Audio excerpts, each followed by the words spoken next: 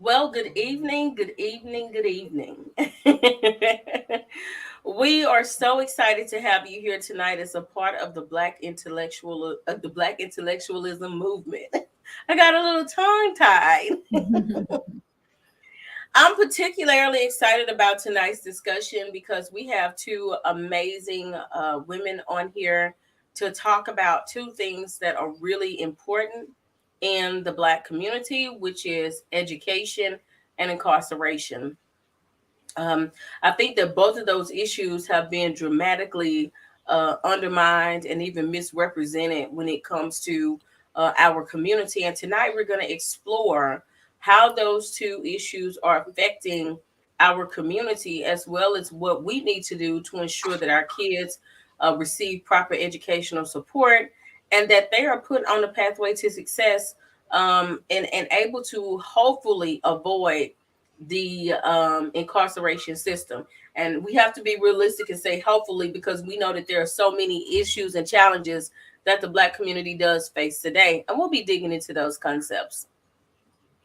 I will say that one of the things that kind of brought this about for me, this conversation, it's always ironic. And the more I do the Black intellectualism movement, the more I'm like, God, you just blow my mind with the direction you point me in for certain topics. Because we actually collaborated on making this discussion happen earlier this month. I had reached out to Valise, and I had reached out to or Dr. Davis, and I had reached out to Dr. Higgins much earlier this month, asking them to be a part of this discussion. And it was just very ironic that we ended up being in a situation where only a couple of weeks ago, a man here in Louisiana by the name of Mr. Vincent Simmons was freed from prison after serving 44 years on some charges. He spent 30 of those years after being asking for reconsideration of his case under the pretense that there was actually not even enough evidence to convict him in the first place, and that there were conflicts regarding the witnesses' testimonies. And finally, after 44 years, they decided that now that they claimed that it was because, they didn't want to put these women through there. But truthfully, once you continue to dig, there were so many conflicts. There were definitely some racial issues involved in this, that made it completely unbelievable that this man was locked up for 44 years for this crime. And so I had no idea that we would see this story, but we had already set this conversation forward because we need to talk about exactly why situations like this happen, what we can continue to do as a community to build up our children and try to engage, support, and protect them. And just basically, how do we navigate the challenges that the Black community faces with the justice system and the educational system? So I'm not going to waste a bunch of time. Both of these ladies have plenty to do. And so I want to get right into the conversation with them. And I'm going to start by doing their introductions. Okay. Dr. Higgins is the mother of three young adults and a 17-year-old teen. She is also a small business owner for Naturally Mine LLC. Her products are amazing. She received her bachelor and master's degree in criminal justice from the University of Louisiana at Monroe, as well as a master's in philosophy and a PhD in criminal justice from Walden University. She likes to utilize her knowledge through teaching at correctional facilities, tutoring hundreds of students online, advocating for social change, and assisting others in their goal towards social justice. She not only has a passion for helping others, but she uses her research and studies to drive the work she does. She has done research that includes community policing in minority communities and reentry challenges of African American men in Louisiana, which is amazing. I get so spot on for tonight. We also have Dr. Valise Davis. Dr. Davis is an experienced educator in the K-12 and higher education sector. Her experience spans being a math teacher, instructional coach, K-12 administrator, and higher education director. Now she serves as a clinical professor of education at Sam Houston University, where she coaches teacher candidates and teaches education courses. So both of these women are so immersed into tonight's topic. I just cannot wait to talk about how these two fields are interconnected and the work that we need to do to ensure that our children, our communities, our kids, everything are protected. So, is there anything that I left out regarding you ladies? If there is, please go ahead and let me know. No, ma'am. We are not going to waste any time. We're going to dive right into these questions because, honey, I feel like the tea is going to be popping. Per usual, you all please hit the share button to let others know about this conversation. Please tag people in to join us tonight. And please feel free to leave your comments and ask your questions, and we will make sure to try to get them to these ladies as well. So, my first question is the prison pipeline real or is it a myth? And why or why not? Dr. Higgins, would you like to start? It's up to you. Or yes, I can. Oh, it's up to you.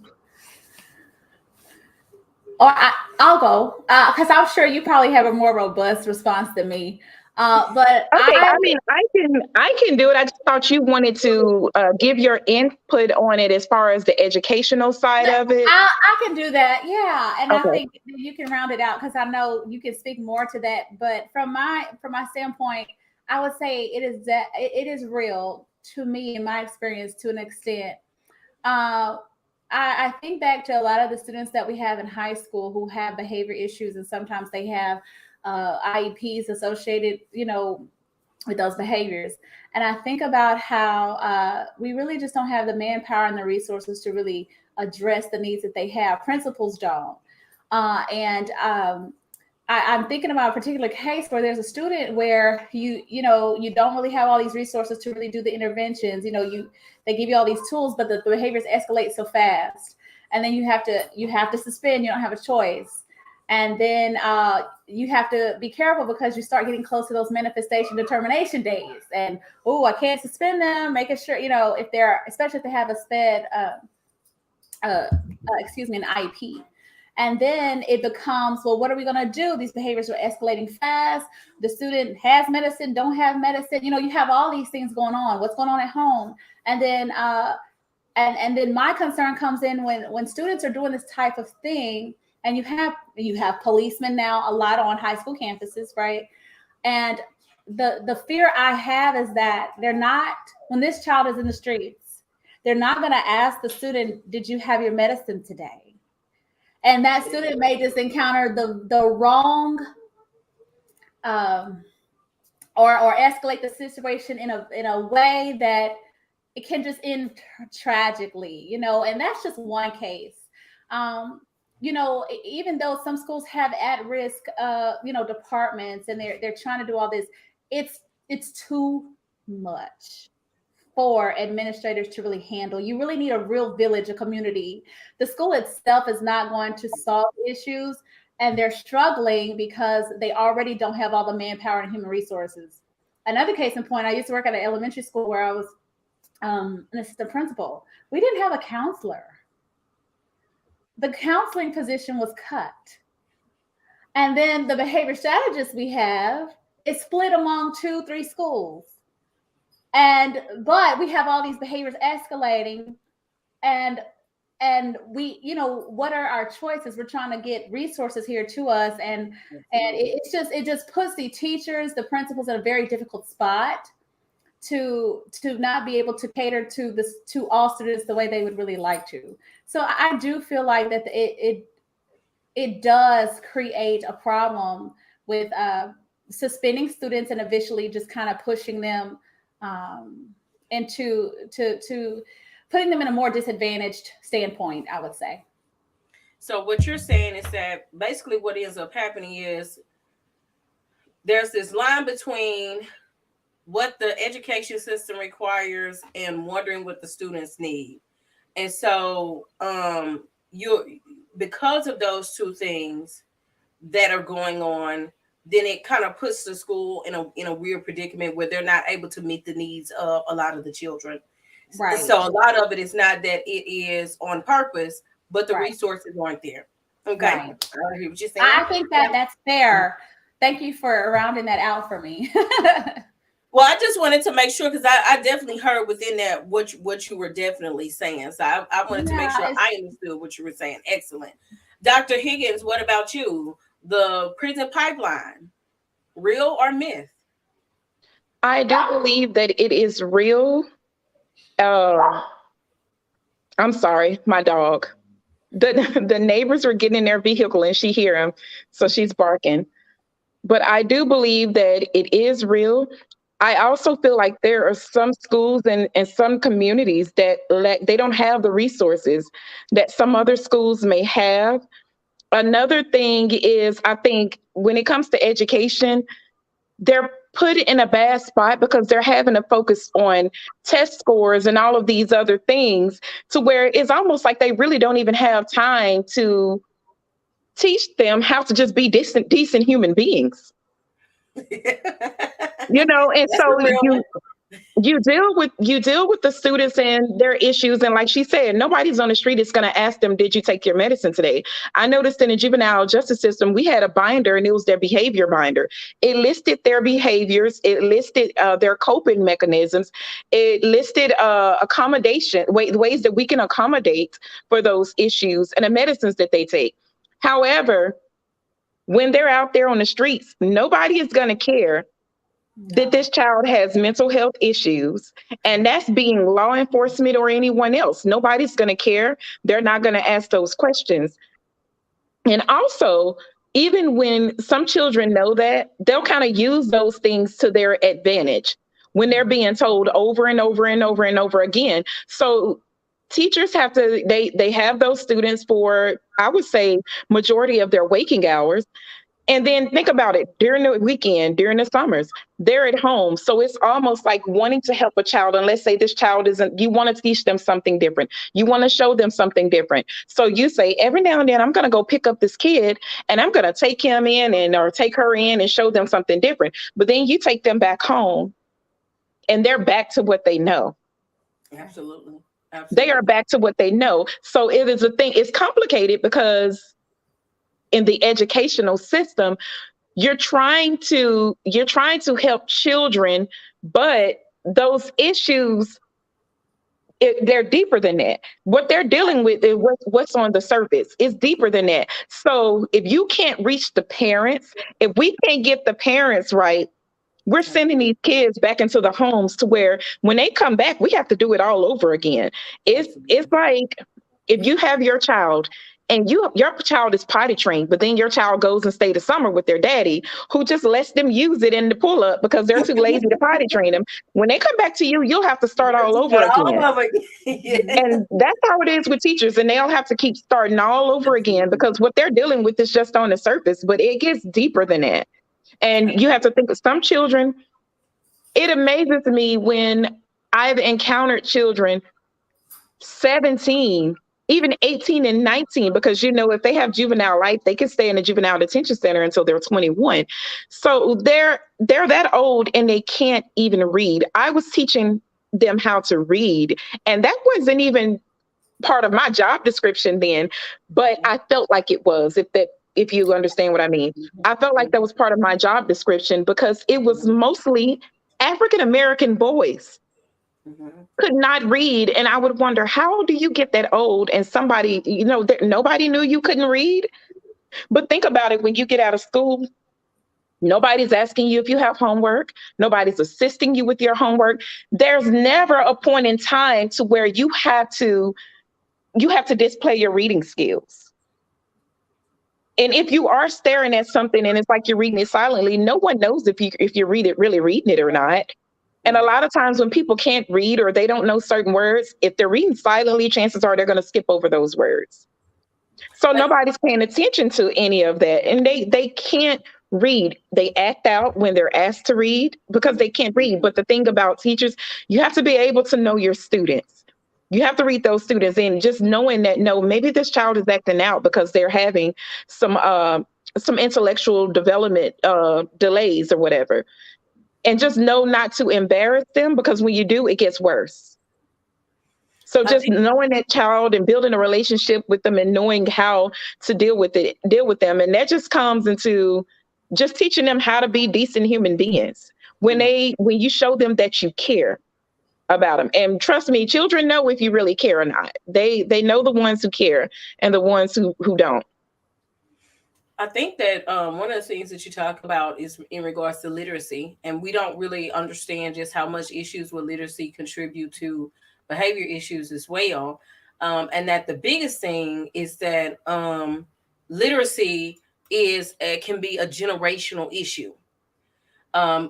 Because most of the time, if the kids can't read well, you start talking with the parents struggle to read. And so I think that in addition to that, when we start talking about kind of how this pipeline operates, is a lot of the issues are generational, and then from there they tend to kind of, in a sense, get worse with each generation, right? So I think that you both say some really profound things about kind of how the prison pipeline issue happens. In a sense, kids who are already struggling kind of get lost in this system, and from there it's almost like if you don't have the right people in place who can give the right kind of support, it can happen. Let me tell you something. Years ago, I remember many years ago, and I was substitute teaching, and this class that I was subbing for was a special education class. And what the teacher told me, she was there when I got there that morning, but she was going to leave. And what she told me was, she said, to be honest with you, these kids, they may be able to get a job at McDonald's. Maybe. She was saying that's just how low their IQ was. She didn't even think that they would be capable. She said she said, I honestly don't even think they're capable of running a register. That's what she said. So she had already pretty much counted them out. And I noticed a lot of times I've gone in classrooms when I was subbing and they say, oh, Miss Higgins, you got him to do some work. He don't ever work. He's going to work while I'm here. But so what they do is they just allow them to put their heads down because maybe they cause problems in the classroom. So you allow them to just sleep through class so they don't cause any problems. Yeah. Unfortunately, that happens a lot. Unfortunately, that's sad. It does happen a lot. Yeah. Mm-hmm. One of the comments from Ms. Hall says, few new teachers don't care as much because of the attitude from the child. Then you have parents who feel some kind of way thinking that you are saying their child is not smart. And then that I believe in, look, and that cannot be more true, because one component of the work that I do is about building those relationships between parents. And then she says that from there, you find teachers who get frustrated with parents. Parents are frustrated with teachers. And then the teacher doesn't care what grade the child make, or they'll deliberately give them that grade, because you have two frustrated parties and it's not on either end. So when we talk about what goes on in the education sector, there are just so many different layers to, whether or not people are given the resources they need. Are the parents frustrated? Is the educator frustrated? Is the system frustrated itself, right? And do we have people in there who have just genuinely lost their passion for the profession and are then becoming part of that pipeline? And that's something that we don't want to see. Dr. Davis, did you have something you wanted to say before I go to that next question? Well, I was going to, what I would say leads with that next question. So that's why I was waiting patiently. Well, let me go ahead and go into that one. Next question. What are some problematic practices that both the prison system and the school system use? And the reason I decided to put that in the same sentence is so often we have heard so many oddly similar things that go on in both environments that work to the detriment of our kids and adults that are in both unfortunate situations. And so why are these practices problematic? Dr. Davis, go ahead. Oh, well, I have a laundry list of things, so I'm going to try to. I can't speak from the prison system side, but what I can say is that when teachers' instructional toolbox only has a hammer in it, then everything is seen as a nail. And so that's why I'm so passionate about the work that I do as a college professor, because the more strategies you have in your toolbox, the more likely you are to be able to reach some of the students in your class. One of the things is that I personally believe leadership, superintendents, I'm sorry, but culturally responsive pedagogy should be a non-negotiable. Over 50% of our kids who are 5 years and under are an ethnic minority right now. So what does that tell you? It should be a non-negotiable that you need to implement culturally responsive teaching, equity pedagogy to stop blaming the student. Yes. The first thing I hear is, well, these kids can't read, but why is that? And what else can you do as an educator? They're in your room, right?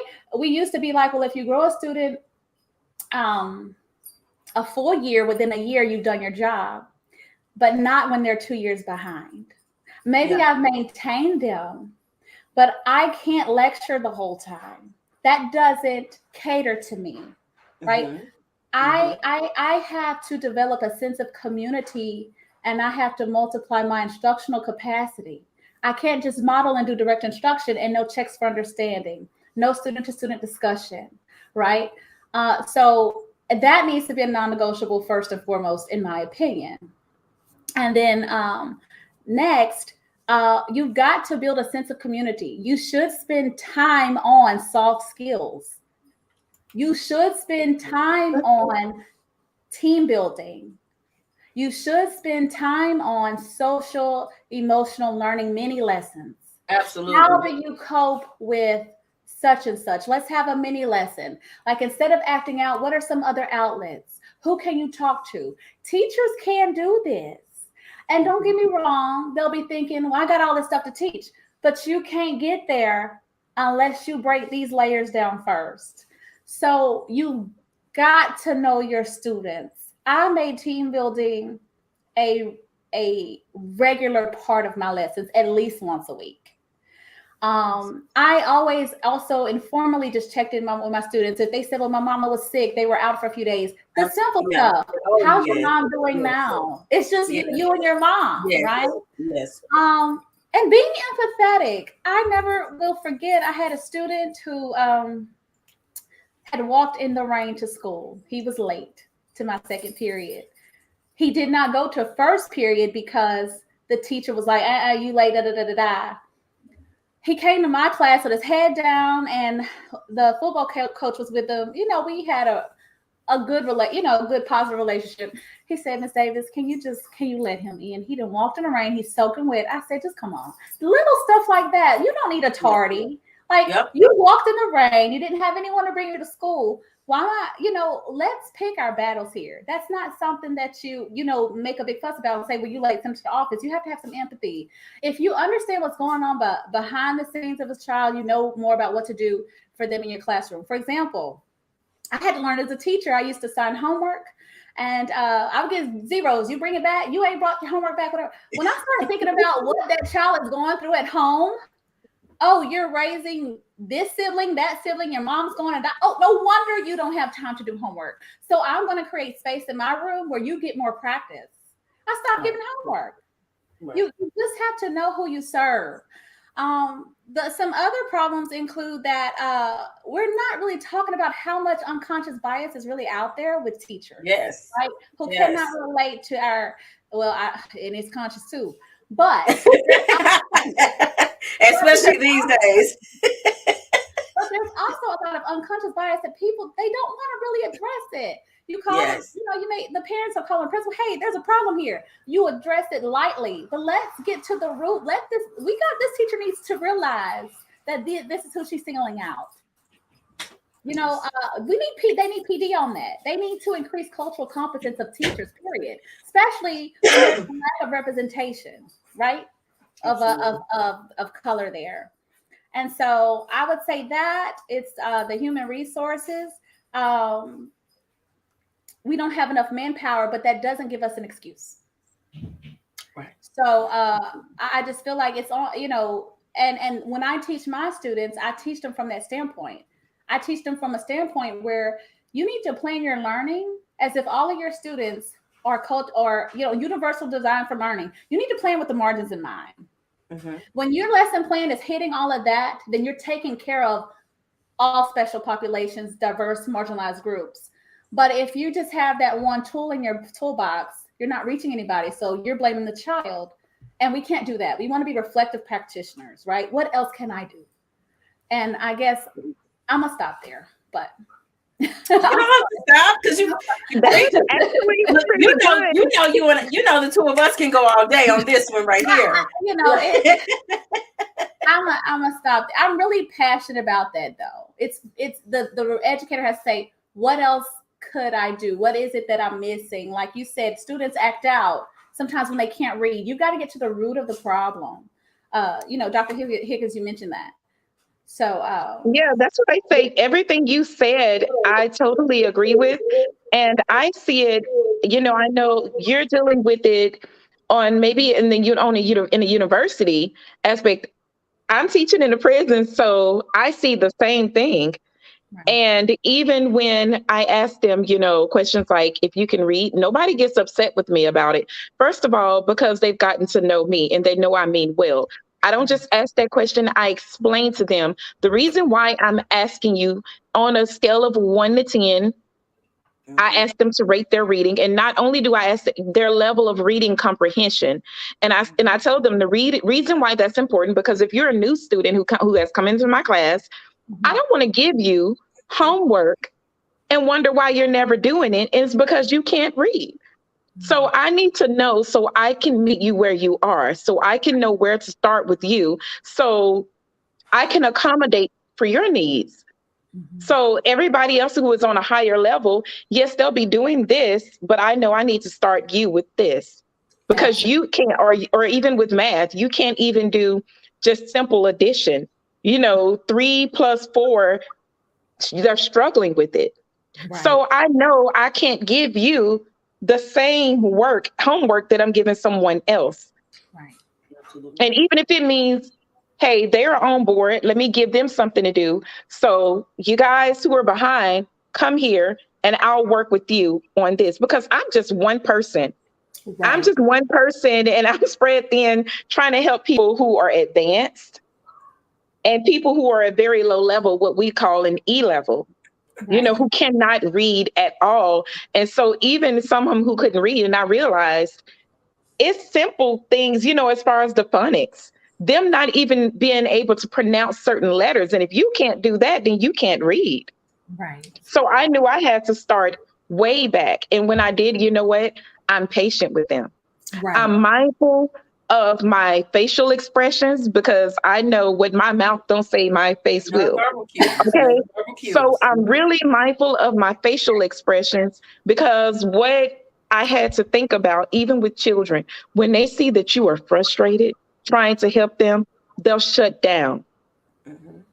You being frustrated frustrates them. And sometimes they'll cry when they get that frustrated, So I've learned to just be mindful of my facial expressions, so they'll understand that I'm patient with you. Don't just throw answers out there. If you give me an answer, I need you to know why you chose that response. Mm-hmm. So, I totally get it. And you do have to have different ways. What works for one child or one adult learner will not work for everybody. So it's one of those things that Albert Einstein said that I like, is that if you judge a fish by its ability to climb a tree, it'll spend its whole life thinking it's stupid. And right. And the thing is, that goes with education, or with those standardized tests, because I've noticed a lot of students, they can make A's all year long, but they're not really good when it comes to standardized tests. So they're not really good with that. And not even just that, that goes with everything, not even just education. So you really can apply that to almost anything. And if I could build from what you said, standardized tests are really, they're culturally biased. Oh, and absolutely. they're dependent upon what the kids have been exposed to, right? Yes. But that doesn't mean that the student necessarily can't comprehend, can't understand. For a case in point, Absolutely. I'll never forget, someone told me this. She taught inner city kids, I believe it's in Chicago, and she said, I went over solids, liquids, and gases with them, and I was trying to tell them how to do the solids, liquids, and gases. She said it wasn't working. And then she said, you know what, a fight broke out earlier that day. And she had a class, and she said, okay, guys, pretend, these little particles are people in a fight. So what happens when the fight is first about to break out and everyone's like, well, everybody gathered up, they're trying to figure out what's going on. Okay, so it's compact, right? No one's really moving. They're trying to see what's going on. So that's like a solid. And then she said, okay, what happens when the fight starts? And then, people start what they do. Oh, we start moving around. We start breaking up. Okay, so you start being a little more fluid, right? So that's like a liquid, right? And then they're like, okay, so what happens when the principal's coming down the hall? Oh, you around. So she said, okay, so that's like the gas, right? I love it. When she gave them students that test, they knew what a solid, a liquid, and a gas was, but it was in their context. They could relate to it. And yes, it was about a fight, but guess what? They learned that concept, didn't they? So she met them where they were. She met them she knew who she served. And so that, that's just a little, piece there that I just wanted to build. Now, if you give them a test relating to their background, I bet you they'll show you how much they can comprehend, right? They can show you. And so then the onus is on the teachers to make sure that they're exposing the students, whether it's virtual trips or taking them somewhere. The teaching has to be more than just in the classroom. It has to really just expand your kids' outlook, right? They have to be you have to teach students to be visionaries. Maybe you don't see yourself in certain places, but I'm gonna take you there in some shape, some form. Like I said, virtual trips, or especially for our upper bound students, when we wanted to increase their cultural competence, because the whole thing was, I want to go to college. I'm smart enough to go to college, but I don't really see that.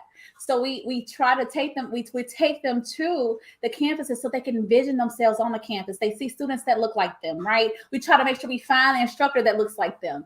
Try to bring in people with their stories so they can say, "Oh, wow, you became a doctor, or you became a nurse.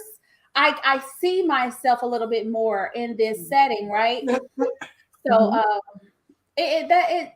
anyway, so I just had to expound on that, and then I went all the way that way. But it's about we have to expose our students as much as possible, right? Absolutely. So because it's not that they can't. It's not that they can't. See, this topic, when you speak about education incarceration, it is so hard to just narrow it down, because it can go, even when you're just talking about criminal justice, period, it can go all over the place, like all across the board. Right. Like it touched so many avenues. So that's why it's a 3-part series. Because social mobility comes to my mind as well, and I'm like, that's a whole nother thing in itself. and so the thing about it is exactly what you all are talking about, because you really work on opposite sides of the line, but you're seeing the same things. Right. And the goal of the conversation is for us to figure out, how do we deal with these issues on the education side before our kids are on the incarceration side. Right. And there are so many components of incarceration that we don't have control over, but of the things that we do have an influence on, what is it that we can do? Because when we talk about things like cultural competence is not one-dimensional, and it does not apply solely to the school system. And that's the issue that we have to realize, and it is not according to age group. One of the problems that I have about how the prison system operates is that men and women who get sent to prison are not really given the opportunity for recovery. Right. It's a place where you get sent as punishment. And so cultural competence definitely has to be a part of that environment too, because there are people that go into this place that can be rehabilitated, but are not receiving some of those same skills that were passed over for them in the educational sector. And so the similarities between the two are much too close in aligning to not bring those two topics to the table to figure out what is it that we can do. Because the fact of the matter is, this country will continue to find ways to blame our children and our adults for many times things and systems that they did not put in place, but that they have been victimized by. And of course, there are many things that are based on choice making and decisions. But when you are real certain atmospheres, for instance, what we're addressing tonight, which is the very beginning of this conversation, what gets our kids there, right? It starts in one of the key places, because a lot of times kids who get in trouble, it starts in school where they get sent to juvenile detention. Most of the time, it starts right at school where they start getting in trouble. When they get to juvenile, the judge is going to ask for their school file. The judge is going to look at their grades. He's going to look at the referrals. And from there, he's going to determine whether or not this child is a problem maker or somebody that just made a mistake.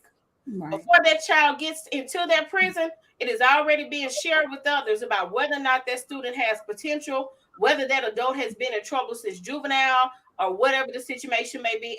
And whether we want to admit it or not, that also determines how they're often treated once they're inside of their system. And so I feel like there are so many things that we need to address about how these two systems look similar. But in addition to that, how can we deal with one side of the line in hopes that we can not end up on the other? And cultural competence is one of the biggest things, because what people do not understand, they either fear or reject. And especially exactly. That's a great way to put it, Jamie. So we're on the next question? Okay. So I'm just making sure. So I think what we would have to do differently first is hold our kids to a higher standard. They can. I know there's research, well, you all know this, that just teachers' expectations set the tone for where the kids, for how the kids grow. So if my expectations for you are low, I'm going to teach that way. So it first, it really starts with the teacher's mindset that I have high expectations for you. So I'm going to be intrinsically motivated to do everything I can to make you successful. Right. So it starts there. And then two, again, I'm going to beat it like a dead horse. Universal design for learning and culturally responsive teaching. Again, I'll restate this. I'll restate it. Right now, the kids 5 and under, slightly over 50% of them are of ethnic minority. Period. So multicultural education, diverse texts, bringing that stuff in. That's how you're going to teach those students, right? It has to appeal to all your students. And then, as I mentioned, I'll say it again, social emotional learning, the mini lessons. Hey guys, I love social emotional learning. And it doesn't have to take a lot of time. It could take 5-10 minutes, but it sets the tone. If you don't address them holistically, let's go back to Bloom's hierarchy. Excuse me, not Bloom's, Maslow's hierarchy of needs. You got to start there, right? The basic needs, meeting the basic needs of the students, right? And then we need to have more tools in our toolbox instead of suspension. We need to be more creative about, okay, we don't have a lot of human resources. What community stakeholders do we have who have free time to come mentor our young Black men, right? Let's make a mentorship program. Let's partner with churches. Let's partner with business owners. Let's bring in speakers that look like our students. Let's bring in college students that look like our students. Let's be creative about how we can still expose them by storytelling. One of the best things provided us, right, is storytelling. What else? Again, like I said, holding them high expectations. What else? I had another thought and I lost it. But also to empowering these students to understand that they're not already defeated and that they are still in control to change the course of where they are. It doesn't matter what everything else looks like around you, right? And then providing these opportunities for them to research opportunities. And honestly, I know like high school students, I taught algebra too. I used to take a day to talk to my students about careers and where their talents lie and where their passions lie and what jobs are in coming in high demand soon. I used to take the time to show them websites. Like I did that on my own. Even though the school does it, I just felt compelled to do it because I thought it was important. So we would have a career day in my class. I taught algebra 2, but I was like, okay, so what y'all gonna do when y'all get out of here? Because a lot of y'all are not gonna be using algebra 2. But I cared that much and they knew it. And they knew it. I think you just have to be a teacher who thinks outside of the box. And like I said, think about what more can you do? Being reflective. So I think what in a nutshell, what do we need to do differently? We need to equip the teachers coming up, which why I'm so passionate about this. Equip them with the knowledge they need, the research they need to understand that appealing to all students is a non-negotiable, period. If you're not going to do it, you should not be in education. You've got to have a sense of teaching with equity in mind. As Dr. Higgins alluded to earlier, you differentiating your instruction, building your toolbox, and the onus needs to be on leadership too. How can I build my teachers? And the professional development needs to be aligned. It needs to be intentional. So my question to Dr. Higgins is, I heard you say something, Dr. Davis, about suspension, more in our toolbox than suspension. And I wholeheartedly agree with that. I'm trying not to get off track because, honey, we would have so many stories to share. And even with Dr. Higgins, because when I worked at Wasserman, a lot of the kids who went to boys' home came to our school. So I had the chance to build with them. So my mind is just racing. But my question is, do you think that constantly suspending kids indoctrinates them in a sense so that they believe that they're basically on the pathway to prison regardless? So when we put those systems in place where we're constantly using suspension, whether in school or out of school, do you think that we, in a sense, begin to indoctrinate them? Honestly, I want to say that it does not, in a sense. And the reason why I say that is because of everything that they already have going on outside of school, the things that they've seen. I've even heard some students have conversations about they have no intentions on finishing school. They just come there. They have no intentions on doing the work. They already know what it is that they want to do. And it's probably something that their cousin or uncle is doing, which has nothing to do with the school. Now, I will say it doesn't help. It doesn't help. But a lot of it is things that they've already seen. It's things that's going on in their environment. That's what they know. In a sense, and they're just showing up because for some students, school is the place to be. When you're at home, all of your friends are at school. So it's where you go to hang out. And I know even in elementary, there are some parents, when you call them about issues with their child, they don't answer. They don't show up to the meetings, but as soon as you suspend them, here comes the parent. Why? Because now that child is at home and you have to deal with that which you created, and that becomes an issue. So now you're mad at the teacher. So no, I would say that, and I would also say it depends on the grade. I would say it depends on the grade level as well. Because if we're talking about a junior in high school, I wouldn't say that and that depends on the child's history, their behavioral history. How long has this child been acting like this? Has this been going on since elementary? Was this child in the 5th grade being suspended from school and it just went on from there? So I would say there are some other factors that would have to take place. Like I said, being their grade level, the behavioral history. How many times has this happened? Because if this is someone who decided at high school, man, school sucks, it's not for me.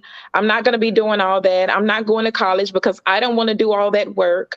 I don't want to do this. I don't want to do that. I know a way to get easy money. Then that wouldn't be a thing about them just being suspended. They've already made up their minds that this is what they want to do because this is what they see. But I will say it doesn't help.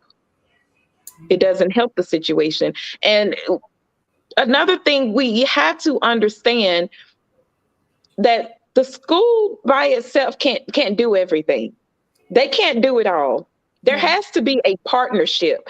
And by partnership, we're talking about parents. We're talking about community stakeholders. There has to be a partnership. We have to build relationships with each other. You know, parents building relationship with the teachers, teachers, the students, the teachers, parents with law enforcement. But we already know we already know how, because of the attitudes of African Americans towards law enforcement officers, that sometimes that seem highly unlikely. So I think there has to be a partnership with everybody, community stakeholders, parents, teachers. It takes a village to raise a child. It really takes a village to raise a child. And by saying that, that wasn't just your neighbor, your next door neighbor, or your mom's friends. That was everybody. When you got it, when I was coming up, when you got it in one place, you got it everywhere you went. But it's not like that anymore. You can't even correct a child now without their parent wanting to fight you. I don't want to fight you about your child, because at the end of the day, when they end up in that juvenile justice system or in prison, you're going to be the one to have to deal with that. Right.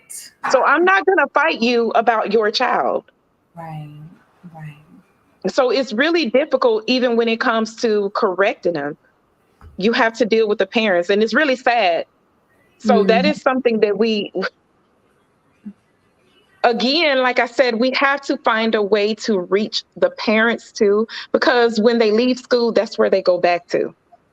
When they're out for the whole summer, that's where they are. Yeah. So my question was, if you have students you encounter, and this is kind of a segue, who already have a preset mindset based on their environment, which is, my uncle didn't have to finish school to get this job, or maybe I already know what I want to do. How then do we begin working within those mindsets to and I know that so much of what Valise has already talked about rings true. Exposure is everything. I thought about when I took my students to a buffet one time that was just right across town, and many of them had never been to a buffet before. And I was teaching high school, and they were so fascinated, and they wanted to sit at the table and see what I was eating, because they knew I was always doing some weird stuff, right? And then that was like a moment where we all grew and bonded together. And when we talk about things, like I think back to our days in high school, I still remember that the most influential motivational speaker I experienced at DeRidder High School was the lady who was in a wheelchair and used to be an Olympian. And she came out and gave this talk about overcoming and achieving. But we don't see a lot of those things now at the same capacity. And so for so many different reasons, our school systems have just changed a lot. And so my question is, whether you're on one side of the line or the other, the incarceration line or the education line, how is it that we can begin working on those mindsets to inspire them to do more? And let me share this. I, by all means, know that inspiration is possible, because I worked in some very, very tense environment, and I've seen some awesome turnarounds. So by all means, I'm a person that is a staunch advocate that we can see turnarounds. So when we have kids that have come up in these environments, what things that can we do that will leave a lasting impression? My theory is some get it now, some get it later. A small percentage of them may never get it, and we have to just accept that. So what would you all say in that respect? What are some things we can do? And from my perspective, from an educational perspective, outside of trying to expose the student to as much as possible, the career exploration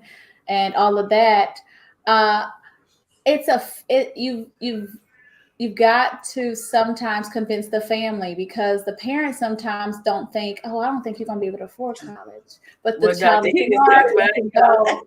So it's trying to also educate the family on this. Your daughter or son can go to college, and this is how, because this is a person who was your son or daughter a few years ago, and this is their story.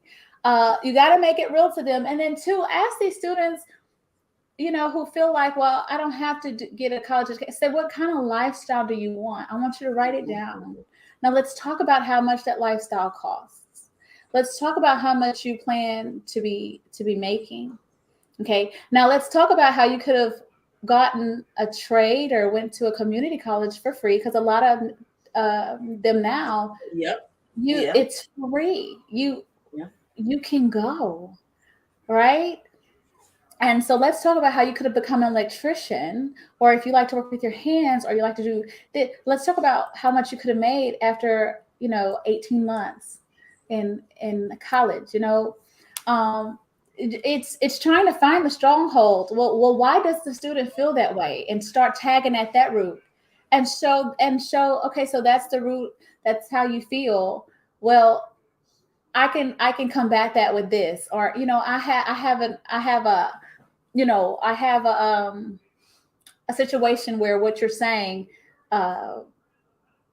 worked out differently for someone else. You've got to teach students, people, how to be visionaries.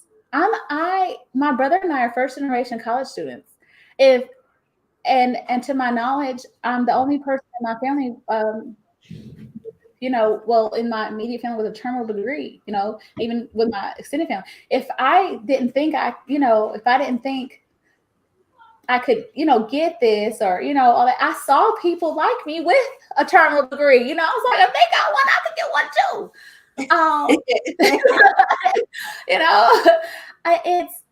It's the mindset, right? It's shifting their mindset that they won't be any more than they are now, or you can't do any more than you are doing now. You've got to shift the mindset and find the stories that say, I have something that says something different. Are you willing to listen to this? Because you want them to reach self-actualization, right? You want them to reach their full potential. And it takes a lot of time, you seeing things in them that they don't see, right? That's what a teacher normally does, sees a lot of potential in a student, and they try to draw all of that out. And sometimes it just takes that person to do that mentorship, that person that just keeps seeing the diamond in the rough, to do that. And as I mentioned, it's got to be the whole family. Heartbreaking story. When I was director of Upper Bound, I had a student, a real quick story, smart girl. She had TOPS, so she could go to school for free, right? Her top scholarship. Got to educate the family, because, in order to get TOPS, the requirement is that you have to complete a FAFSA form. You don't have to, it used to not be a requirement. You could just get your TOPS, but you have to do a FAFSA form, which, but you can say you didn't want any loans or that kind of thing, but everybody had to fill it out, I guess for data purposes or whatever, I'm not sure. Well, on the FAFSA form, it asks you, did you file your taxes or no? Because some of our people are not filing their taxes, they're like, oh, I'm not doing that. Do you know how many of those stop the child from going to college? Well, I didn't file my taxes. I'm not asking you to file your taxes. If you didn't, just put no, so your baby can get the scholarship and we can move on. I'm not telling you to go file them. I was telling you to fill out this form, put no, so that your baby can go to college. Do you know it was a heartbreaking story, and that's just one. And it's like, okay, so in my mind, I said, we got to start educating parents now. So when we get our students at 14, say, parents, get your tax stuff together. Get it together. And the thing is, it wasn't going to be anything punitive on her parents. All they had to do was complete the form, period. But if that's going to be a concern, I want to combat it before we get to senior year. And your child doesn't go to college because you wouldn't fill out a FAFSA form. because you're dependent. So, they have to do it. It's just so sad. And so I feel like there's a lot of things we need. One cool thing I saw going on one day is that, because it's a holistic, as you mentioned, community, right? So we try to start connecting our students with this bank where they got a grant to offer free finance. They could get, people could get a financial advisor for free. Like, you didn't have to pay for financial advising. So that's one thing, right? Talking about how to manage your money, small things, right?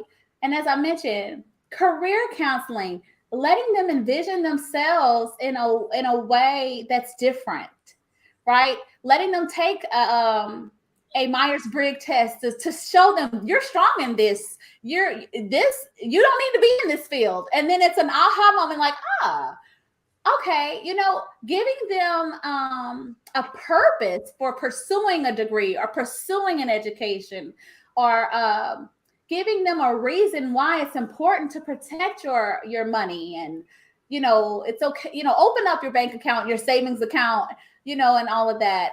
It's a holistic thing. It really does take education and knowledge. And as Dr. Higgins said, it's a community effort. It takes everyone to care about these discrepancies we see, and what are we going to do about it? Absolutely. Dr. Higgins, I wanted to ask you from the incarceration side. Once men and women, students have gotten to that incarceration side, and you realize that is the mindset that they have, what can be done from that side to encourage a change in their limited vision of their future? You know what? My approach to them, and it's so funny, even if they're older than me, my approach is almost like mom. I just have this mommy thing about me. Like, I'm just everybody's mama. I'm my mama's mama sometimes. Like, so I really, and I approach them like that. And you know what? It's so weird that it draws them to me when it comes to things. And I don't care how they feel, however you feel about yourself, just know that I love you. I believe in you. I give them many reasons why I believe in them. I ask them, what is it that you like to do? What are you passionate about? And we'll go from there. Don't tell me you want to be a doctor if you hate blood. Don't tell me you want to be an attorney if you don't like to read. So what is it that you like to do and that you're passionate about? And we'll go from there. And a lot of times they start talking about, I want to do this for my kids. See, here's something that I do. And one of the reasons why they love my class, and I'm sure there's many reasons. One of the reasons why they love my class is because my unorthodox way of doing things. I have this I have this session in my class, and it's called Life. And what it is that I'll allow them, if there is something bothering them, I'll allow them to vent. Let's talk about it. And the reason why, because I understand that you have more going on in your life than just school. And with everything you have going on, you can't even focus. And I can see it all over your face that you are not focused. And I'll walk over, hey, do we need to talk for a few minutes? What's going on? And a lot of times they share common issues and they'll start brainstorming solutions. Like, I allow them to help each other. We start talking about it and it'll be like, well, girl, maybe you should try this. I have a friend or a cousin who did this. And he's like, hey, man, I have a cousin and you're going to be getting out soon. And my cousin can do this. So, and I sit back and I'll start it. It's almost like a focus group. I'll start the conversation and then I'll watch the way they just help each other. They'll start helping each other. And another thing is to, like she said, empathy. I'm really big on that. And it takes just a certain level of vulnerability. Yeah. Even when I'm talking to my females and they're adults, they've made mistakes. They cry a lot. And I tell them, hey, I had my first son when I was 15 years old. 15 years old. I have 4 degrees. There was times I didn't even know where I was going to sleep at night. Me and my sister, we were sleeping outside, hiding behind people's houses because there were curfews. We didn't want to be picked up because guess what? If they did, because of my sister's attitude was different from mine, I knew there'd be more people who would be willing to take me in. They would separate us. And we was just a year apart. But you know what? We'll hide outside together before I let them separate us because I feel like we were what we had. And I know that there are so many people who have gone through that same thing, and me just letting them know, hey, you made your mistakes, but you can come out of this. And before, I understand you want to get out there, you want to be a better mom, but you got to be a better you first. Right. You have to be a better you first. And so I stress that to them. I want you to be a better you. And then you can be a better mom. Until you fix what's going on with you, how are you going to be there? How are you going to show up for your children and everybody else? You have to show up for you. You have to wake up every morning and say, I'm going to class. I want this. You have to want it. I can't want it for you. I'm not going to go over there and drag you out of bed and bring you to class. You have to want it. And so I think my approach and the way I talk to him, if I have to just stop what I'm doing and get on to them and say, hey, and they listen and they respect it because they know even if my tone is not what they wish it to be, they know it comes from a place of love. Right. I mean, I've seen them cry when I speak to them. Mm-hmm. And I'm genuine, and they know that. They know that even when I dealt with juveniles, they call me Mama Higgins. I'd get on to them and other staff could get on to them and they'd be ready to write an ARP. I don't like what they said to me. They'd be ready to go off. Even if I fussed at them, they know it came from a place of love. They know that I cared about them. I think one of the biggest things. Oh, go ahead. I'm sorry. No, I was just saying so that my approach is it's still like this motherly thing. Whether I'm dealing with juveniles or adults, I come at them like the way I would want somebody to speak to my children. The way I would want somebody, and I have adult age children. So the way I would want somebody to speak to my children, I say the things to them that I wish someone had said to me. I wish I had someone to sit down and tell me these things that I'm telling them. I talk to them about school. I talk to them about the many scholarships that are out there, the many grants that are out there that people aren't talking about. You have to look for it. And I tell them about all those things because I have some that are getting out, some who are going to a university already. So I tell them all of these things and I try to give them as many tools as I can. Mm-hmm. Because what good is knowledge if you can't share it, right? So I try to give them as many tools as I can because I want to see them successful. However, I do know that we can't save everybody. I get that. But if I cannot save you, whatever path you choose to go, I want to know that I've done everything that I could. Right. And knowing that, I sleep well at night. Yes, that's true. I think the two biggest things I hear are, number one, relatability. Right? Allowing people to see the human aspect of us, regardless of what side of this line they're on. Working with our students or working with our people who are in the incarceration system, right? And then the other component of it is a vision going forward. A vision going forward. A lot of people, once they are in the system, their vision is limited, or even before they got there. In many cases, that's how they got there, not having a clear vision and not having a clear perspective on what you can do going forward.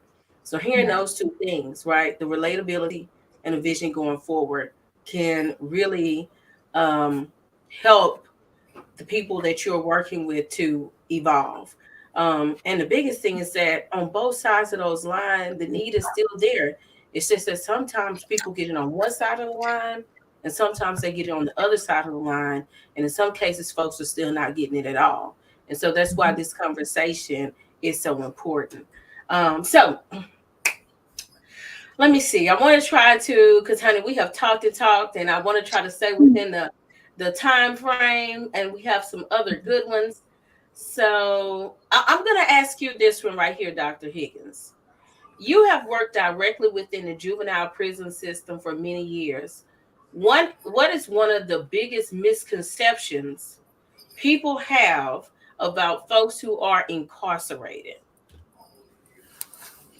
Um, Even in doing my research, I know a lot of them mentioned how they were treated by their family as if they were just bad people. Just because they had been incarcerated, they were bad people. Especially with juveniles, people assume that they're bad and they probably came from a bad home, or more than likely, this child came from a broken home. And when I mention that, let me say something, because people have this when people, I don't know what it is, that when people think that when there's two parents in a household, that home is whole, but a single parent household is a broken home. Mm. You know how many children come from a two parent household where they're constantly fighting, Yeah. drugs are involved? How is that not broken? Right. How is that not broken? You have some people who are raised by a single parent where there was so much love there.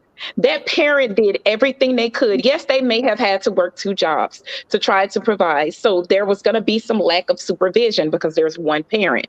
They have to go to work sometime. But they asked you, did you do your homework? Go get it. Let me see. Go get it. Let me see. So how is that not whole? Yes, it's missing. Maybe it's a single parent, it's a mom. You got some of them who are raised by their dads. So let's say if you're raised by a single mom and there's not a male, and that doesn't mean that that child didn't have a male role model in their house. Maybe that mother had a brother who was very active in that child's life. Or there's an uncle or a godparent or a coach. It doesn't mean that child didn't have a male in their life. And people are Absolutely. quick to assume that they came from broken homes or their parents must be this or must be that. They are so Absolutely. quick to count parents out as soon as the child does something wrong. And we've Absolutely. all been kids before. We know we've done some things our parents would not have approved of. We wasn't raised like that. And we went out and did some things we didn't have any business doing. Absolutely. And it Absolutely. and it brought shame to our parents, even now. If my kids do something, I'm like, so you're just really gonna embarrass me like that? I take it personal. I take it Right. personal. You And they're really like, do. Mama, look, Yeah. I'm grown. Yeah. When I do that, it's my fault. It's not yours. You were the best mom. And I don't care what they say. I'm like, so really, you just going to embarrass me like that? I take it personal. But, the first thing people start thinking is these kids, they're all bad kids. Some of them, let me tell you, another thing I've noticed, some of them came in there and they left out of there worse than they were when they came in, because now they are exposed to things that they were not doing before. Now Mhm. they are spending time with other youth who are disrespectful and doing all sorts of things that they were not doing before. And they leave out of there worse than they were when they came in. Absolutely. Absolutely. Worse Absolutely. than they were. So one of the misconceptions is that they're all bad kids, and they're not, and that they must come from poor parenting. They must be products of poor parenting, and Right. they're Yeah. not. Yeah. Absolutely. And that's even in the school system. That's even in the school. Mm-hmm. Hmm. Absolutely. And a lot Absolutely. of times we do look at kids and we by the way they act, he ain't got no home training. He Mm. has no home training. Look how he acts. If that was my child, I would have beat him. Right. I would have been beat him. So I don't. Now there are some in there that's trying. They are very trying. I mean, when you pull up at work, you have to say a prayer. But I mean, I've True. also been at jobs to where I dealt with adults, and to be honest with you, I'd rather have dealt with the juveniles than dealt with adults that behave that way. I was much more comfortable dealing with the youth than some of the adults who behave that way because Right. they were kids. I Right. can get it. I can understand that from kids, but you're grown. Yeah. Yeah. Yeah. Yeah. So, So but I will say that's one of the biggest misconceptions, that all of them are really bad children, and you have some of them there they're so helpful. They clean up whatever you need them to do. They'll do it. So I guess this question can go to both of you. How do negative perceptions of our children, because we already know, we see that in the school system, we hear about them, we experience them. but how do those negative perceptions of our children contribute to the negative experiences that they have, and how are these mindsets problematic when we talk about dealing with the incarceration system and dealing with the school system? So when we consider the people who are being served, the populations that are being served, how are those mindsets problematic if we only see them in negative lights? Label theory is is what it is. When you already labeled a child and you call them bad, from that point on, they grow up thinking I'm bad. Everything I do is bad. Yeah. You're a bad child. And I noticed that when people do that, when that child does something good, they rarely acknowledge that good in that child. And see, everybody has their strengths and there has their weaknesses. So whenever you discuss a person's weaknesses with them, you also have to commend them on their strengths. Mm-hmm. Mm-hmm. Mm-hmm. Even with parents, when if you have to have a let's say a conference with a parent, and you say, well, and you're just thinking in your head, well, she's not doing this, she's not doing that. Well, Miss So and so, I just want to commend you. I noticed that you said it's the active listening and reflective listening. It's like, okay, I noticed that you said this, and I just want to commend you on that. That's a strength. You know what I'm saying? Even if you don't really know what the child is doing in school, you don't understand the homework, but you asked, you sat down and you tried to get it. I commend you on that. Mm-hmm. So it's that label theory, and it follows them. You ever got a child in your classroom and you already had this attitude about the child based on what everybody has already said? Such and such is going to be in your classroom. And let me tell you, it's the same thing. Even there, well, this person is a lower level. I'm going to send them to your classroom, because what I do is I bring them up to a higher level and I send them on to an advanced class. But let me tell you, I've had so many of them who has gotten their GED under me. They've gotten their high set under me. And the thank you letters that I get from them, and it's like, how are you able to do it? Because she told me I could. She didn't give up. Right. And that's the thing. I didn't give up. And I told you you could do it.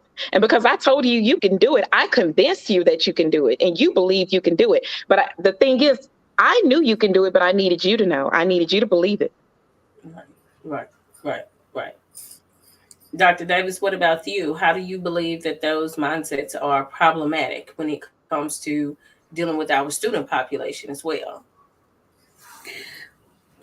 Well, in the obvious sense, it's problematic because if you hear something enough, you believe it as a student, right? So it internalizes, right, and it starts to make you believe, well, maybe I can't learn because I'm overhearing unprofessional teachers talk about how low I am, or I'm listening to a teacher who has a toxic culture because your kids feed off of you. There's like, oh, he can't read it's detrimental to a child because it affects their mental state, their self-efficacy, that they can do well on a test, or that they can, it bothers their self-efficacy where they don't think that every time they grapple with learning, it must be something wrong with them and they can't understand. Whereas the problem with that is that our school leadership has to recognize that and nip it fast. As soon as you know that you have a teacher that's negative like that, you cannot allow that teacher to continue in that manner. It needs to be checked, because it's at the expense of kids, their self-esteem, and it lowers their self-efficacy, that as soon as I grapple with learning, I must not be any good. When there's a way, when in actuality, grappling with learning is actually showing that you're probably on the verge of a cognitive shift to get to that next level. And teachers have to understand that when kids grapple, it's okay, but you provide supports to help them grow. So what do we need to do to change that mindset? I'm a big fan of the research with collective efficacy. when you build collective efficacy with teacher teams, you can move mountains. Mhm. So leadership needs to really dig deep into collective efficacy and how that can influence the self-efficacy of the individual teacher. Yes. Research will tell you that, well, I'm a big fan of John Hattie, and his research will tell you that there's more variability in teacher effectiveness in one school than there is across school districts. So that means you have teachers that are doing really well, but why isn't everyone doing well? That means we're not really teaming and sharing that collaborative expertise as we should be. If we got one teacher in this school that can grow kids a year and a half or 2 years instead of just a year because they're 2 years behind, I'm sorry, just growing kids a year is just not it anymore. You've got to look, don't get me wrong, there are some strategies that are still okay, but you've got to look at the strategies that grow kids more than a year within a year.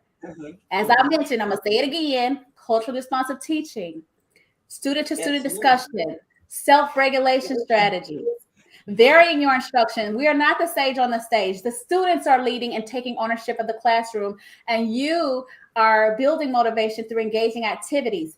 That's what's going to grow our kids. If you're not having fun with learning as a teacher, guess what? Your students aren't either. So stop teaching that way and do it a different way. Thread them in the learning. I was so proud of one of my student teachers today. She had her kids in the learning. They couldn't help but be engaged and stay on task and stay on content because the content was some of them. You know, it was, she embedded them in it. When the students are provided voice and choice in your classroom, because believe it or not, students can do so much more than what we think. When they're provided that, you will see the creativity they had. You'll see the analytical, critical thinking skills that they have. So we as a leadership have to get our teaming down. There should be no reason why we have effective teachers in a school and then we still have teachers struggling. There's something not happening there, right? So we've got to get that collaborative expertise down. We've got to make sure that we're sharing the best practices, and there shouldn't be that much variability, right? That's a leadership issue, right? So the leadership has to get on board with ensuring that their professional learning communities are doing the job, are creating synergy with effective strategies, and that they're monitoring that progress of the students so that they can tweak the strategies to keep the progress moving. So in a nutshell, we've got to have that toolbox, and it's got to cater to all of our students. We can't just have a hammer in the toolbox. So I don't know if you wanted to speak to that, Dr. Higgins. Well, I think you kind of already did. Yeah, I mean, what we say is pretty much mirrors each other's response. The only difference is from the incarceration side and education, but that lets us know how the similarities, like we can see the similarities in it. And quite frankly, I'm more surprised, I believe, as this discussion has unfolded, I am more in awe of really just how similar it really is. Like I knew there would be running themes, right? I didn't realize there would be this.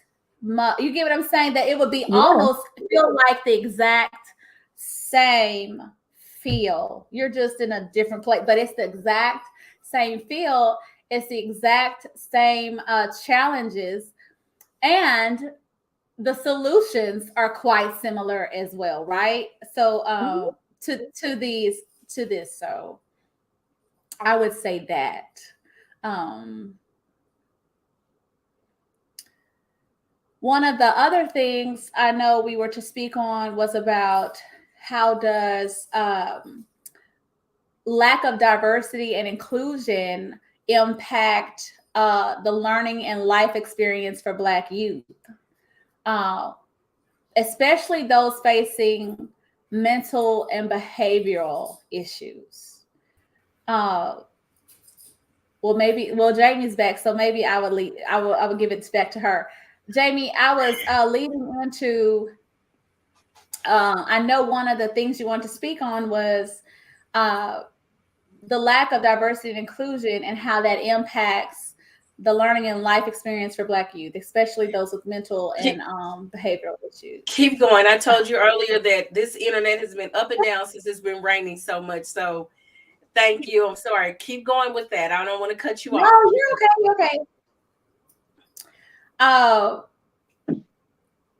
And I think it goes back to just making sure that we have the representation for our students. Absolutely. We have the people that can relate to them, that have similar stories. Again, storytelling is one of the most powerful things we have is a testimony. And so it's one thing to see that celebrity on TV talking about their story and they're Black. It's another thing to see them in front of you and telling you, I was you, and this is how I made it. Like, I'm in front of you. You see me, right? You can touch me, and this is my true story. And mental health, especially in a Black community, I think there's still a stigma about that. Absolutely. Right? Absolutely. We don't want to accept it, that we really may have something wrong. And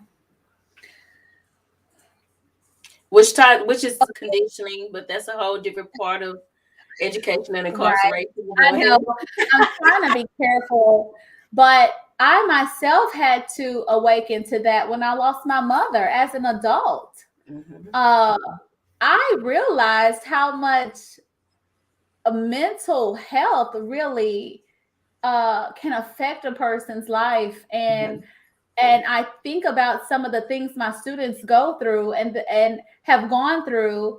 And as I mentioned, if you put yourself in their shoes, I've had students who've had given their babies up, right? I've had students. I've had they've been pregnant. They give their babies. I've had students who have robbed someone, a neighbor. And the sad thing is we're quick to judge them and say, oh my God, they're a thug. Let me tell you how quick a child can make a really stupid decision and not really. Because the student was in my class the next day. They hadn't caught him yet. He was in my class. He did it over the weekend. And I looked at him and I said, you robbed the pizza man? Like, I'm thinking myself, I'm definitely not scared of you.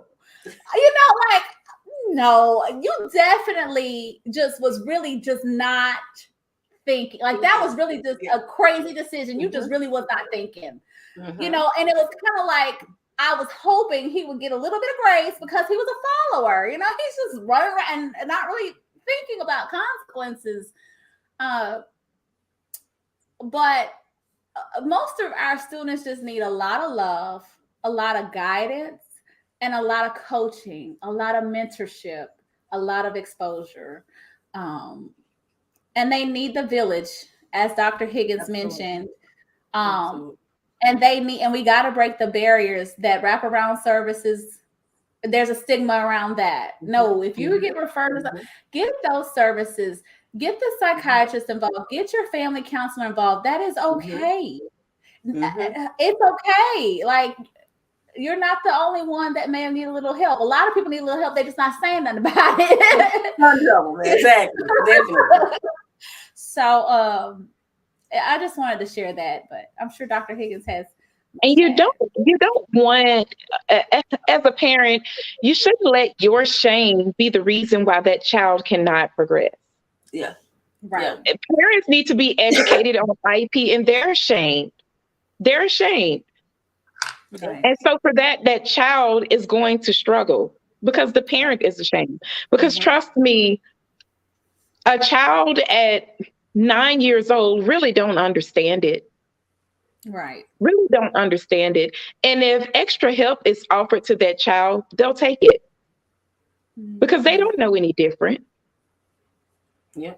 It's only when other people start to tell them or start to criticize them about the extra help that they're getting. Right. It's when they'll start to feel some way about it. But they don't know. All they know is they're getting extra help. And it's the parents, that that are ashamed, or what are you trying to say? Are you trying to say that my child is incapable of learning? Right. They have to be educated on it. And that's just like when it goes back to what you were talking about with the FAFSA. So here's the thing, you have parents who don't understand and they don't trust you enough Mm-hmm. Mm-hmm. to go Mm-hmm. in And the they definitely don't direction trust the that you're government when telling you're them. talking about my They taxes. don't understand. They don't understand what's going on, but they don't trust you enough to fill out that paperwork. Like, I'm not doing it. I'm not putting my name on that. I'm not signing that. They don't trust you And they enough to said do it. taxes that I didn't file. Oh no, you telling me they ain't gonna come after me? But And I'm like, if they not coming after you, just put no and get this baby in school. look, my So social security number. okay, and it's the truth. That is the truth. That's the truth. I think that what you both share is so very insightful, because at the end of the day, when it comes to helping our kids move forward, whether they are in K-12 or they are on the other side of the justice system, we have to look at what it's going to take to help them move forward. Now, y'all are going into a whole different conversation now when we start talking about parental needs and breaking down those barriers. That's a big one. One is an extremely important conversation to me, because especially within the Black community, the challenges we face are different, because we have so many traumas that are related to the experiences we've had in the past and ongoing experiences right now. So that's a whole, we'll have to come back to that one day.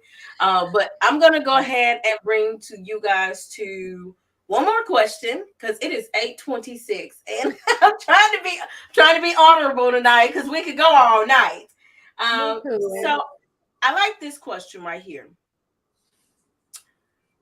Personal decisions or lack of resources? Which do you feel is to blame for high dropout rates and incarceration? I would say neither. It is the community. If we have local leaders who claim they're going to better our communities, better our education, and provide these resources, we have to collect this data, come together as a community and say, what are the needs of our parents? What are the gaps? What programs, what grants, where are we going to put these resources to ensure that to ensure equity in our communities? Because what happens from that level affects everything else. All this works together. Education, your local entities, your local businesses, the local stakeholders, it all works together. If the common goal, if we could come together and be walking in the same direction for the common goal of creating equity, not this one size fits all and everybody gets the same, equity. Mm-hmm. Where this is for me, this is for my family, this supports me. We've got to get there, and we've got to strategically plan using research-based strategies, monitoring, program evaluation, all that stuff to ensure we are addressing addressing the needs. I personally don't think neither is to blame. Yes, people make decisions and this and that and the other, but we got leaders in this community for a reason. That's not an excuse, right?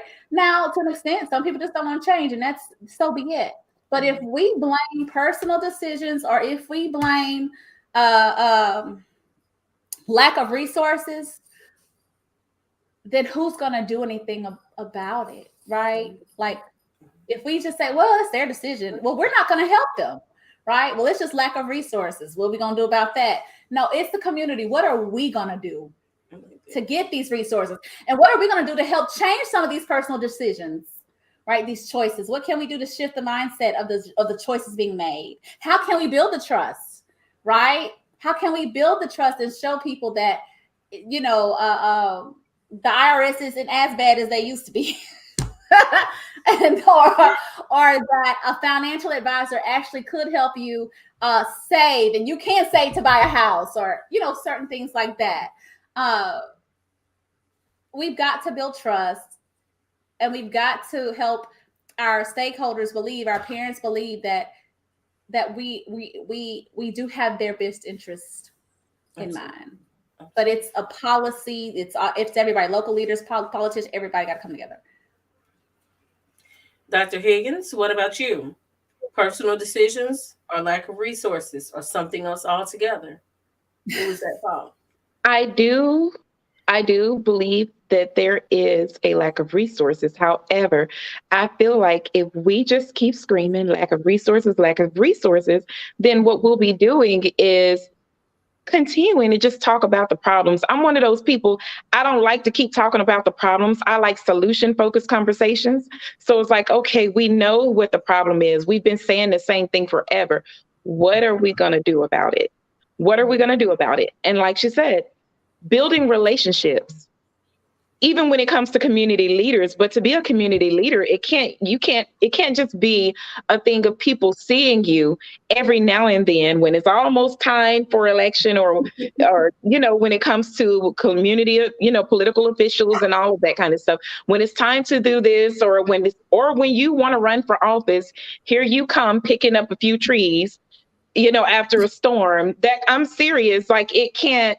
To build relationships, you have to get dirty with people.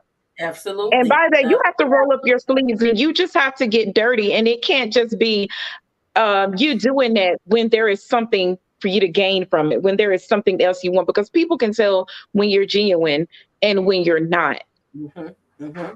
So I will say, yes, there are a lack of resources, but here's another thing, that I'm one of those people that when I watch movies, I'm sorry, my son was calling in, but I'm one of those people that when I watch movies, my cousins say I do the most. Like, we wasn't even thinking about that watching that movie. You just have to do the most with it. But I tell people, you cannot just be concerned. How some people say, I'm just concerned about him. You cannot just be concerned about you and yours. And the reason why, Absolutely. I don't know if you remember on Spider-Man, and I can't remember which one it was. I think it may have been the first or the second one. But remember, he got on this elevator, and it was this guy who had already committed a crime. He gets on the elevator, and Spider-Man looks at him. He had the opportunity to stop him, but he let him go. And so that guy was the one, I think that was his uncle. Wasn't that his uncle that the guy killed? And so I tell people this. I say, hey, you look at that kid and you say, I don't want to help that kid. That's not my kid. I'll let somebody else deal with him. Mm. But you saving that kid could be saving someone else's life. Suppose all of us just overlook that kid, and that kid be the one to murder somebody that you care about. And you had the opportunity to at least talk to him, to at least try to help him. Even if he refused to help, some people just don't want it. Absolutely. Some people just don't want it. But just to know that you had the opportunity to help someone, Right. and you refuse to help, and how it comes back to bite you. Absolutely. Because especially a lot of the younger generation, they're out there, and they've come into schools. Nobody said anything about it. Nobody talked to them. Nobody cared. And now they're in jail for murder.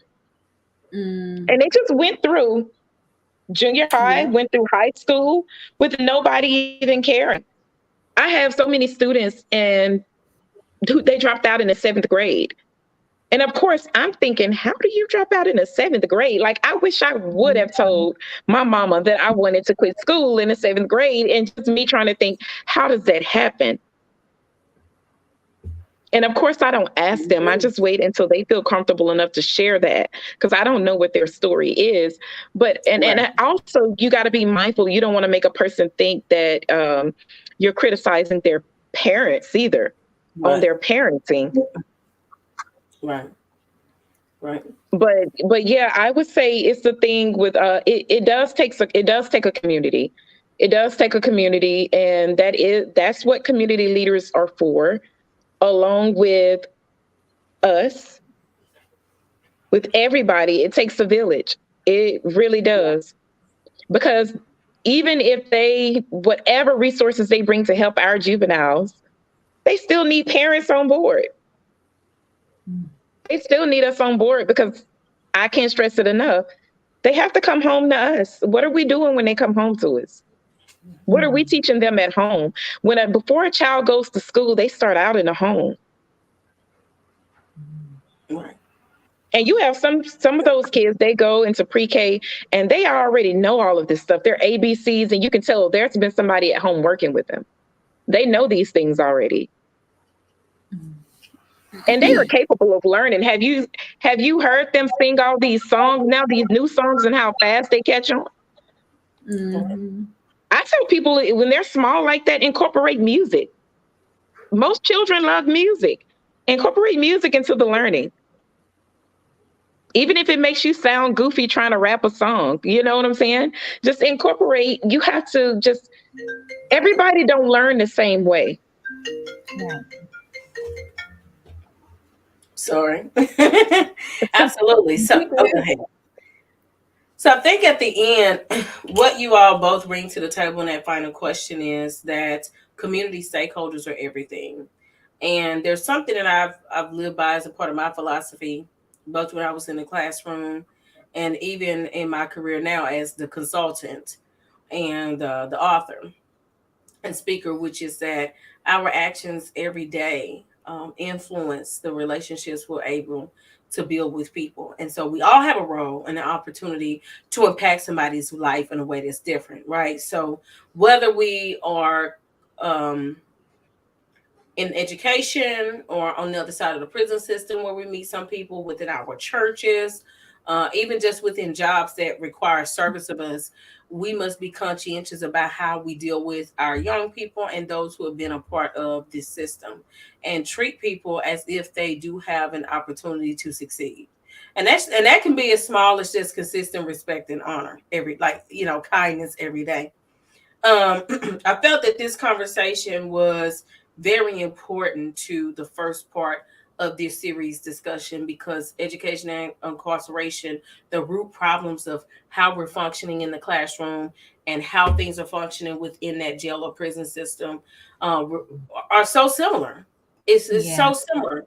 Passing over folks, not really bringing forth things that actually integrate people into life, into culture, not actually bringing results that can help heal. It happens on both sides of the line. And so these types of conversations are vital, if what we say is that we really want to see people move forward, right? So I want to thank the doctors so much for a magnificent conversation tonight. You guys were very fruitful. You dug into that very well. You're very transparent and honest. I appreciate it so, so much. You definitely had people in the comments like digging into this, enjoying this. And I think that starting to understand the nature of education is also the way that we can begin building positive relationships with our parents. I'm very big on that. One of the components of what I do is building the bridge between schools and our parents. And so everything that you all talked about in terms of the relationship issues we have, both in connecting with our kids and connecting with our parents, in both systems when they're children, and in the prison system when they're adults, in the school as parents, they all have some of the same issues with people not feeling visible and not feeling heard. Right. And where we have the ability to impact that, we want to. There's unfortunately nothing we can do about everything. At the beginning, I talked about the man, Mr. Simmons, serving 44 years in the system and not having a chance to hear his case heard, and basically being rejected by a system for a crime he didn't commit. But the thing I think about is, in the midst of that time, who was there to help this man sustain, to keep the faith, to keep the hope, to not give up the fight to be free for 44 years? Mm-hmm. Who was there on that other side making that impact? There are instances where these kids won't be guilty, where adults won't be guilty. So even in those moments, as human beings, as people who work on both sides of these lines, how are we operating each day to give people a sense of hope or a purpose where they are? Mhm. So whether it's our kids who are struggling through K through 12 and need some inspiration to stay on this side of the line, or people who are already within the system and expect to get out or maybe don't, how do we continue to give people a sense of waking up every day, having hope, having ambition, and searching for a sense of purpose? This discussion will continue. The next leg of it, it is my hope to further discuss what are some things that go on inside the system and how we as Black people have really struggled to understand how the justice system can benefit us because of the traumatic experiences we continue to have in this country. And how does that operate in education as well, because of traumatic experiences we've had in education. Right. So we will keep that going because these conversations are so important and they are so interconnected. And I feel that the goal to helping our children, our adult members, not become victims of that system is trying to figure out a way that we can have meaningful conversations and put a plan in place for what has to happen to give some accountability. And tonight, what we just did is step one of talking about accountability among us, accountability with our kids, accountability with parents, accountability with adults, and community stakeholders. I thank Yes. y'all so much for this amazing conversation. You Mhm. all were fantastic. Is there anything, Dr. Higgins? I know that you need to share with us that you have an amazing company. Honey, I use her body butters and her soap, so I want to make sure that she does.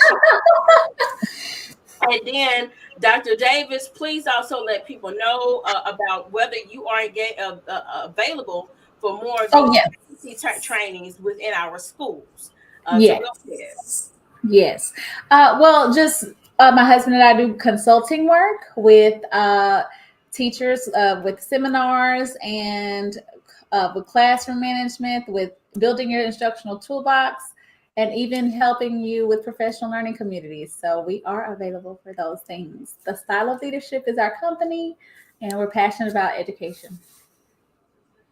And I'm dropping her in the comments so that you can follow Dr. Davis, connect with her on LinkedIn if you are interested in connecting with her or booking her and her husband for me. Dr. Higgins, please share with us. Okay, I have a company called, I'm the owner of Naturally Mine LLC. And what it is I make natural products, and that is soaps. It is liquid face and body soap. Also, yoni steams, yoni oils, Mhm. a variety of body scrubs. Did I mention body butters? Ooh. And bath soaps. I feel like They I'm are leaving amazing. something out. Hydrolyzed rose water, rose facial oils, and Ooh. all of my products are natural and organic. I use only pure and organic products from, and I tell people all the time, do not ask me for a strawberry scented anything. You know, you cannot get oil from a strawberry. So I will not make anything strawberry scent, watermelon scent. You will not get oil from either of those. So I won't make anything, with those. And I have to tell people that all the time. I can't, because my mission is to use just pure and organic products, and I'm sticking to that. I don't add dyes to my products. So if you get a soap from me and it's pink because it's the clay that's in it, maybe it's rose clay, or if it's light green, it's French clay, so it's green. So that's the only way you're going to even get colors from in my products. Or if it comes from, all of my flowers and my herbs are all organic. Every Mm, oil that I use, organic. Every last one of them, organic. mm, Even for my scrubs, organic. Everything in it is organic. I don't use, because prior to me even um, selling it, I was already doing these things for myself. I have really sensitive skin. Really mm. sensitive skin. So I'm telling you, everything in it is organic. I will not even purchase it and use it as an ingredient if it's not.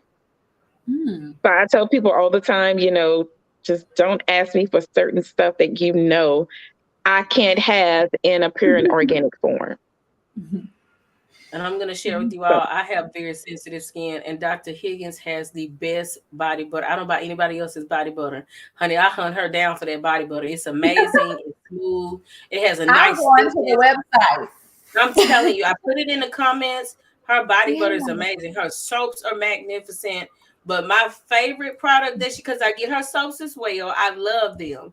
But let me tell you, when she first got ready to start making body butter, she gave me a little sample to try it out and give her my feedback on it. Honey, I was like, forget. I had 2 versions of her soaps, I believe, and some oil. Honey, I didn't care about those. I was like, I like them. I used them up. But honey, I was hunting her down for that body butter. So I'm like, Dr. Higgins, you got some more of that there body butter on you? I'm going to the website.